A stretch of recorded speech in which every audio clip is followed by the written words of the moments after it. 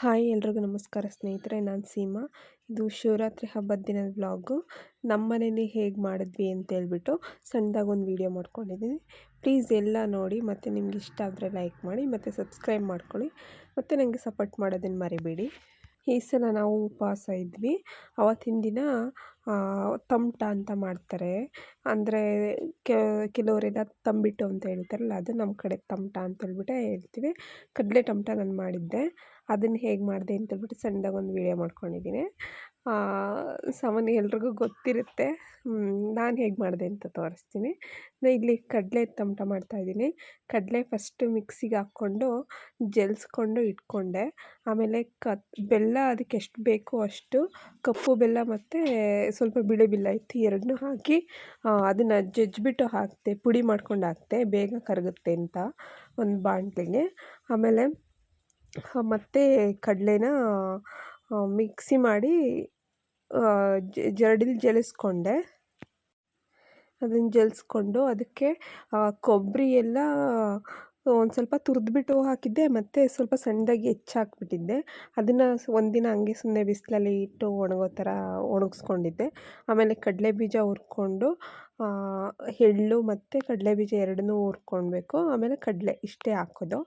ಅದನ್ನೆಲ್ಲ ಹಾಕಿಬಿಟ್ಟು ಪಾಕ ಬಂದಮೇಲೆ ಕಟ್ಟೋದು. ಅದನ್ನು ಹೇಗೆ ಅಂತೇಳ್ಬಿಟ್ಟು ಮಾಡಿದ್ದೀನಿ ನೋಡಿ ನೀವು.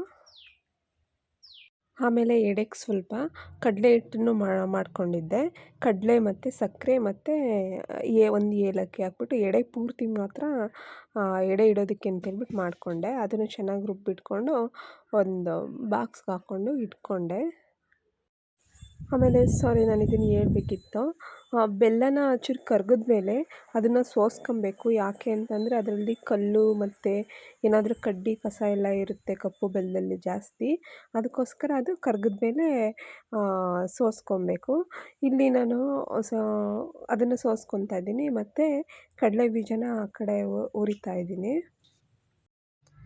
ಈ ಶಿವರಾತ್ರಿ ಹಬ್ಬನ ಒಂದೊಂದು ಕಡೆ ಒಂದೊಂದು ಥರ ಮಾಡ್ತಾರೆ ಅನಿಸುತ್ತೆ. ನಮ್ಮ ಅಮ್ಮನ ಮನೇಲಿ ಐನೋರನ್ನ ಕರ್ಕೊಂಬರ್ತಾರೆ. ಅವರು ಬಂದು ಲಿಂಗ ಎಲ್ಲ ಪೂಜೆ ಮಾಡಿ ಹೋಗ್ತಾರೆ. ಚಿಕ್ಕ ವಯಸ್ಸಲ್ಲಿದ್ದಾಗ ಅವರು ಪತ್ರೆ ಎಲ್ಲ ಕಟ್ಟಿಬಿಟ್ಟು ನಮಗೆ ವಸ್ತ್ರದಲ್ಲಿ ಪತ್ರೆ ಎಲ್ಲ ಕಟ್ಟಿಬಿಟ್ಟು ಕೊರಳಿಗೆ ಕಟ್ಟೋರು. ಆವಾಗೆಲ್ಲ ಚಿಕ್ಕ ಮಕ್ಕಳಲ್ಲೆಲ್ಲ ಕಟ್ಟಿಸ್ಕೊತಾ ಇದ್ವಿ.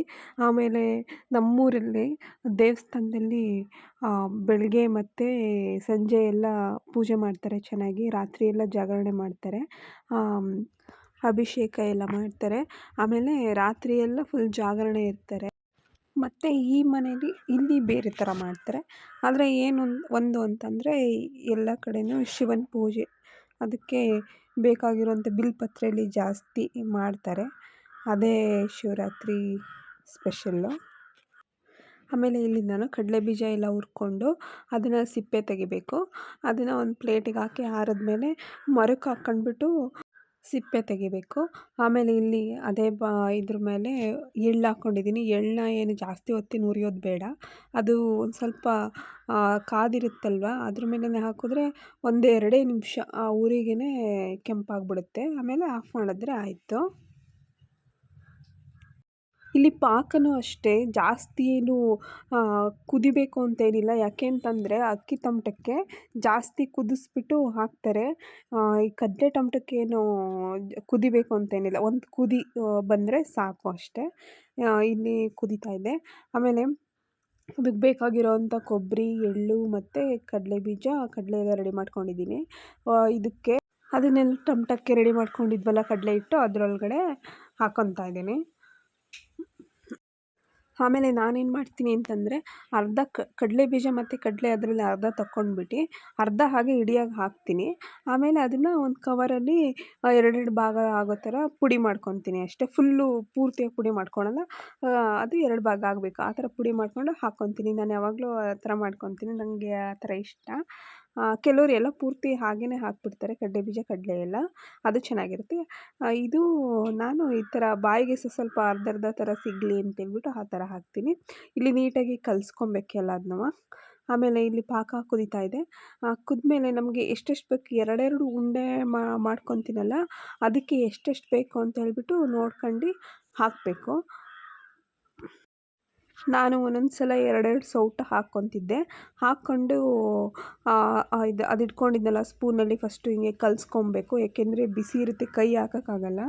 ಆಮೇಲೆ ಅದನ್ನೆಲ್ಲ ಒಂದು ಸ್ವಲ್ಪ ಹಿಂಗೆ ಕಲಿಸ್ಕೊಂಡ್ಮೇಲೆ ಕೈಯಲ್ಲಿ ನೀಟಾಗಿ ಎಲ್ಲ ಕಡೆಗೂ ಆಗೋ ಥರ ಮತ್ತೆ ಕಲಿಸ್ಕೊಬೇಕು ಕೈಯಲ್ಲಿ. ಆಮೇಲೆ ಬಿಸಿ ಇದ್ದಾಗಲೇ ಉಂಡೆ ಕಟ್ಟಿದ್ರೆ ಚೆನ್ನಾಗಿ ಬರುತ್ತೆ, ಒಡ್ಕೊಳಲ್ಲ. ಸ್ವಲ್ಪ ಬಿಸಿ ಇದ್ದಂಗೆ ನಮಗೆ ಎಷ್ಟು ಬೇಕೋ ಅಷ್ಟನ್ನು ಹಾಕ್ಕೊಂಡು, ಸ್ವೀಟ್ ಎಷ್ಟು ಬೇಕೋ ಅಷ್ಟು ಹಾಕ್ಕೊಂಡು ಕಲಿಸ್ಕೊಂಡು ಉಂಡೆ ಥರ ಮಾಡಿ ಕಟ್ಕೊಂಡ್ರೆ ಈಸಿಯಾಗಿ ಕಟ್ಬೋದು. ಆಮೇಲೆ ನಾನು ಬೆಳಗ್ಗೆಯಿಂದ ಉಪವಾಸನೇ ಇದ್ದೆ, ನೀರು ಸಹ ಕುಡ್ದಿರಲಿಲ್ಲ. ಇದು ಬೆಳಗ್ಗೆ ಮಧ್ಯಾಹ್ನ ಒಂದು 11 ಗಂಟೆ 12 ಗಂಟೆ ಹೊತ್ತು ಕಡೆ ತಮಟ ಎಲ್ಲ ರೆಡಿ ಮಾಡಿಕೊಂಡೆ. ಆಮೇಲೆ ಸಂಜೆ ಒಂದು 5 ಗಂಟೆಯಿಂದ ಅವತ್ತಿನ ದಿನ ಅನ್ನ ಸಾಂಬಾರು ಏನೂ ನೈಟ್ ಮಾಡಲ್ಲ. ಉಪ್ಪಿಟ್ಟು ಮಾಡೋರು ಮಾಡ್ತಾರೆ, ಇಲ್ಲ ಚಿತ್ರಾನ್ನ, ಪುಳಿಯೋಗರೆ ಈ ಥರ ಮಾಡ್ಕೊತಾರೆ. ನಾನು ಉಪ್ಪಿಟ್ಟು ಮಾಡಿದ್ದೆ. ಆಮೇಲೆ ಮಾಮೂಲಿ ಕಡಲೆಕಾಳು ಅದಂತೂ ಮಾಡೇ ಮಾಡ್ತೀವಿ. ಆಮೇಲೆ ಬೋಂಡ ಮಾಡ್ಕೊಂಡಿದ್ದೆ ಎಡೆಗೆ. ಅದನ್ನೆಲ್ಲ ಮಾಡಿಕೊಂಡು ದೇವಸ್ಥಾನಕ್ಕೆ ತಗೊಂಡೋಗಿ ಎಡೆ ಮಾಡಿಸ್ಕೊಬಂದು ಆಮೇಲೆ ನಾನು ಊಟ ಮಾಡೋದು, ಆ ಥರ ಮಾಡ್ಕೊಂಡಿದ್ದೆ. ಇಲ್ಲಿ ಮನೇಲಿ ನಾವು ಯಾವ ಥರ ಪೂಜೆ ಎಲ್ಲ ಮಾಡಿದ್ವಿ ಅಂತೇಳ್ಬಿಟ್ಟು ಸಣ್ಣದಾಗೊಂದು ವಿಡಿಯೋ ಮಾಡ್ಕೊಂಡಿದ್ದೀನಿ, ಅದನ್ನು ನೋಡಿ ನೀವು ಹೇಗೆ ಅಂತ. ಆಮೇಲೆ ಅಷ್ಟು ತಮಟಗಳು ಅಷ್ಟು ರೆಡಿ ಆಯಿತು ನಂದು, ಒಂದು 3/4 kg ಅನಿಸುತ್ತೆ. ಆಮೇಲೆ ಇಲ್ಲಿ ಪೂಜೆಗೆಲ್ಲ ಫುಲ್ಲು ರೆಡಿ ಮಾಡಿ ಇಟ್ಟಿದ್ದೆ, ತೊಳೆದ್ಬಿಟ್ಟು ಎಲ್ಲ ದೇವ್ರ ಸಾಮಾನುಗಳು, ದೇವ್ರನ್ನ ಎಲ್ಲದು. ಆಮೇಲೆ ಇಲ್ಲಿ ಫಸ್ಟು ಪಂಚಾಮೃತ ಅಭಿಷೇಕ ಮಾಡೋದು ನಾವು ಈ ಥರ ಮಾಡ್ತೀವಿ. ಅದಕ್ಕೆ ಹಾಲು ಮತ್ತು ಮೊಸರು, ತುಪ್ಪ, ಎಳನೀರು ಮತ್ತು ಗೋಮೂತ್ರ ಇಷ್ಟನ್ನು ಹಾಕಿಬಿಟ್ಟು ಫಸ್ಟು ಮಾಡಿದ್ದು. ಅದು ವೀಡಿಯೋ ನಮ್ಮ ಮನೆಯವ್ರು ಮಾಡಿಕೊಂಡೇ ಇಲ್ಲ, ಮಾಡ್ಕೊಳ್ಳಿ ಅಂತಂದರೆ. ಅದನ್ನು ಹಾಕಿದ್ಮೇಲೆ ಹಣ್ಣುಗಳು ಒಂದು 5 ಥರದ ಹಣ್ಣು ಕಟ್ ಮಾಡಿ ಇಟ್ಟಿದ್ದೆ. ಆಮೇಲೆ ಆ ಹಣ್ಣುಗಳನ್ನೆಲ್ಲ ಹಾಕಿಬಿಟ್ಟು ಆಮೇಲೆ ಹೂವಿಟ್ಬಿಟ್ಟು ಪೂಜೆ ಮಾಡಿದ್ವಿ.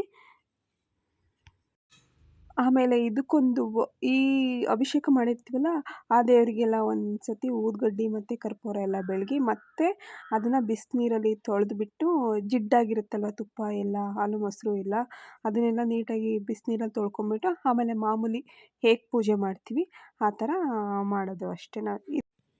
ಆಮೇಲೆ ನಮ್ಮ ಲಿಂಗ ಇರುತ್ತಲ್ವ, ಅದನ್ನು ವಸ್ತ್ರಕ್ಕೆ ಇಟ್ಕೊಂಡ್ಬಿಟ್ಟು ಪತ್ರೆ ಮತ್ತು ಹೂಗಳಿಂದ ಪೂಜೆ ಮಾಡೋದು. ಇಷ್ಟೇ ಸಿಂಪಲ್ಲಾಗಿ ನಾವು ಮಾಡಿದ್ವಿ. ಆಮೇಲೆ ದೇವ್ರುಗಳಿಗೆಲ್ಲ ಪತ್ರೆ ಮತ್ತು ಹೂಗಳಿಂದ ಪೂಜೆ ಮಾಡೋದು, ಆಮೇಲೆ ಎಡೆ ಮಾಡೋದು ಅಷ್ಟೇ. ಆಮೇಲೆ ಇದು ಮನೇಲಿ ಮುಗಿಸ್ಕೊಂಡು ದೇವ್ರಿಗೆ ಎಡೆ ಮಾಡಿ ದೇವಸ್ಥಾನಕ್ಕೆ ತೊಗೊಂಡೋಗ್ಬಿಟ್ಟು ಅಲ್ಲೂ ಎಡೆ ಮಾಡಿಸ್ಕೊಂಡು ಬಂದೆ. ಇಷ್ಟೇ ಸಿಂಪಲ್ಲಾಗಿ ಮಾಡಿದ್ವಿ. ನಿಮಗೆಲ್ಲ ಈ ವಿಡಿಯೋ ಇಷ್ಟ ಆದರೆ ಪ್ಲೀಸ್ ನನಗೆ ಸಪೋರ್ಟ್ ಮಾಡೋದನ್ನು ಮರಿಬೇಡಿ. ಹೀಗೆ ನೋಡ್ತಾ ಇರಿ ನನ್ನ ವೀಡಿಯೋಸ್ನ, ನನಗೆ ಸಪೋರ್ಟ್ ಮಾಡೋದನ್ನು ಮರಿಬೇಡಿ. Thank you.